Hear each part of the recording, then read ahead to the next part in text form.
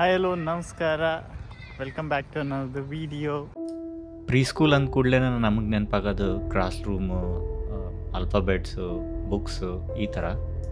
ಆದ್ರೆ ಸ್ವೀಡನ್ಯಾಗ pre schools ಭಾಳ different ಅದಾವು.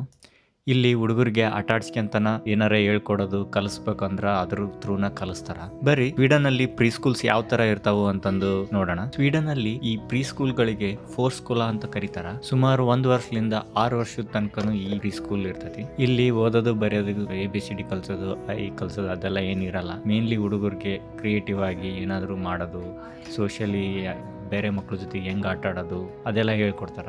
ಇಲ್ಲಿ ಹುಡುಗರಿಗೆ ಏನು ಪ್ರೆಷರ್ ಇರಲ್ಲ, ಆರಾಮಾಗಿ ಆಟ ಆಡ್ಕೊಂಡು ಕಲಿಬಹುದು. ಇಲ್ಲಿ ಈಗ ನೀವೇನು ನೋಡಕತ್ತೀರಲ್ಲ ಅದು ಓಪನ್ ಪ್ರೀ ಸ್ಕೂಲ್ ಅಂತಂದು. ಇದು ಒಂಥರ ಕಮ್ಯುನಿಟಿ ಸ್ಪೇಸ್ ಇದ್ದಂಗೆ. ಬೇರೆ ಬೇರೆ ದೇಶದಿಂದ ಬಂದಿರೋ ಮಕ್ಕಳಿಗೆ ಸ್ವೀಡನ್ನಲ್ಲಿ ಸ್ಟಾರ್ಟಿಂಗ್ ಯಾವ ಥರ ಸ್ಕೂಲ್ಸ್ ಇರ್ತಾವೋ ಅದನ್ನೆಲ್ಲ ಹೆಂಗೆ ಹುಡುಗರನ್ನ ಸ್ಕೂಲಿಗೆ ಸೇರಿಸ್ಬೇಕು, ಹುಡುಗರಿಗೆ ಸೇರ್ಸೋಕೆ ಮುಂಚೆಗೆ ಯಾವ ಥರ ಇರಬೇಕು ಅದನ್ನೆಲ್ಲ ಸ್ವಲ್ಪ ಇವರು ತಿಳಿಸ್ಕೊಡ್ತಾರ.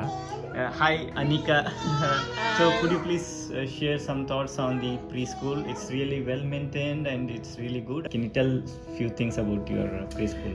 Yes, my name is Annika and I work here as a preschool teacher. And I have been working here for 7 years, and here we welcome families, whatever family who lives in Sweden, with kids from like the smallest babies up till 6 years.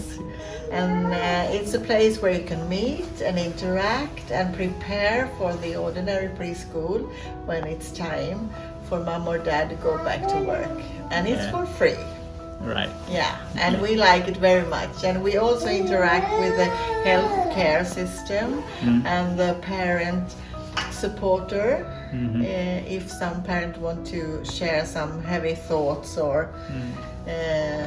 such a thing in the parenthood who can be tough to deal with. And we share the experience of being a parent. So that's also a good thing. We used to say no one should have to sit home alone. We can be alone together here. Right. Yeah. So we like to be here. So welcome to Sweden. Thank you so much. ಸ್ವೀಡನಲ್ಲಿ ಮಕ್ಕಳನ್ನ ಬೆಳೆಸೋದು ಆಮೇಲೆ ಕೆಲಸ ನಿಭಾಯಿಸೋದು ಭಾಳ easy. Work life balance ಭಾಳ ಚಲೋ ಐತಿ ಇಲ್ಲಿ. ಯಾಕಂದ್ರೆ ಈ ಆಫೀಸಲ್ಲಿ ಎಂಪ್ಲಾಯೀಸ್ನ ಇವರು ನಂಬ್ತಾರೆ. ಸೊ ಸ್ವೀಡನ್ ಮೇನ್ಲಿ ಈಕ್ವಾಲಿಟಿ ಮತ್ತು ಟ್ರಸ್ಟ್ ಮೇಲೆ ನಡೀತೈತಿ. ಇಬ್ಬರು ಪೇರೆಂಟಲ್ ಲೀವ್ಸ್ ಸಿಗ್ತಾವು. ಸೊ ಇಬ್ಬರು ಲಾಂಗ್ ಲೀವ್ಸ್ ಹಾಕ್ಕೋಬೋದು, ಮಗುನ ನೋಡ್ಕೋಬೋದು ಒಬ್ರಾದ್ಮೇಲೆ ಒಬ್ರು. ಮತ್ತು ಇಲ್ಲಿನ ಕಂಪ್ನಿಗಳು ಫ್ಲೆಕ್ಸಿಬಲ್ ಅವರ್ಸ್ನ ಎನ್ಕರೇಜ್ ಮಾಡ್ತಾರೆ. ಸಪೋಸ್ ನೀವು ಹಾಫ್ ಡೇ ವರ್ಕ್ ಮಾಡ್ತೀನಿ ಸ್ಟಾರ್ಟಿಂಗಲ್ಲಿ ಅಂದರೆ ಅದಕ್ಕೂ ಅವಕಾಶ ಐತಿ ಇಲ್ಲಿ. ಸ್ವೀಡನ್ ಎಜುಕೇಷನ್ ಸಿಸ್ಟಮ್ ಬಗ್ಗೆ ಹೇಳ್ಬೇಕಂದ್ರೆ ಇವರು ಮಕ್ಕಳಿಗೆ ಫ್ರೀಡಮ್ ಕೊಡ್ತಾರ. ಆಮೇಲೆ ಮಕ್ಕಳು ಕ್ಯೂರಿಯಸ್ ಆಗಿ ಏನಾದರೂ ಕ್ವಶನ್ ಕೇಳೋ ಥರ ಮಾಡ್ತಾರ. ಆಮೇಲೆ ಇವರು ಮಕ್ಕಳಿಗೆ ಸೇಫ್ ಎನ್ವಿರಾನ್ಮೆಂಟ್ ಕ್ರಿಯೇಟ್ ಮಾಡ್ತಾರ. ಹೊರಗಡೆ ಆಟ ಆಡೋದು, ಬೇರೆ ಬೇರೆ ಮಕ್ಕಳ ಜೊತೆಗೆ ಸೇರ್ಕೊಂಡು ಆಟ ಆಡೋದು, ಸೋಷಿಯಲ್ ಸ್ಕಿಲ್ಸ್ ಹೆಂಗೆ ಹ್ಯಾಂಡಲ್ ಮಾಡೋದು, ಬೇರೆ ಮಕ್ಕಳ ಜೊತೆಗೆ ಯಾವ ರೀತಿ ಕೈಂಡ್ ಆಗಿ ನಡ್ಕೋಬೇಕು ಅದನ್ನೆಲ್ಲ ಇವರು ಡೇ ಟು ಡೇ ಟ್ರೈನ್ ಮಾಡ್ತಾರ. ಇವ್ರ ಗೋಲ್ ಏನಂದ್ರೆ ಪರ್ಫೆಕ್ಟ್ ಸ್ಟೂಡೆಂಟ್ಸ್ನ ಕ್ರಿಯೇಟ್ ಮಾಡೋದಲ್ಲ, ಬಟ್ ಹ್ಯಾಪಿ ಆಮೇಲೆ ಕೈಂಡ್ ಹ್ಯೂಮನ್ ಬೀಯಿಂಗ್ಸ್ ಆ ಥರ ಇರಬೇಕು ಅನ್ನೋದು ಇವ್ರದ್ದು ಮೇನ್ ಗೋಲ್.